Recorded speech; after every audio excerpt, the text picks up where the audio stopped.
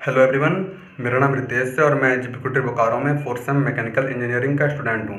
तो जैसे कि आप लोगों को पता है कि अभी लॉकडाउन चल रहा है और लॉकडाउन में सारे संस्थान बंद हैं।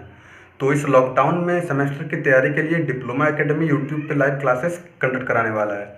ऐसे तो सर वीडियोज अपलोड कर रहे हैं, आप जाके चैनल पे देख सकते हैं। जैसे कि 4th सेम मैकेनिकल ऑटोमोबाइल के वीडियोज अपलोड हैं, 1st सेम 2nd सेम के वीडियोज अपलोड हैं। साथ ही साथ सर आरएस कुडमी के ऑब्जेक्टिव क्वेश्चन भी सर करवा रहे हैं, आप जाके चैनल पे देख सकते हैं। चैनल का नाम डिप्लोमा एकेडमी है।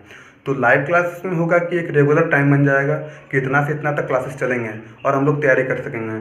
तो अगर आप लोग चाहते हो कि जल्द से जल्द क्लासेस स्टार्ट हो जाए तो जितना जल्दी हो सके चैनल को सब्सक्राइब करें, अपने दोस्तों से करवाएं और जितना ज़्यादा हो सके अपने दोस्तों में शेयर करें ताकि वो अपने अपने कॉलेज में शेयर कर सकें और जल्द से जल्द लाइव क्लासेस स्टार्ट हो जाए। लिंक डिस्क्रिप्शन में आपको मिल जाएगा। Thank you.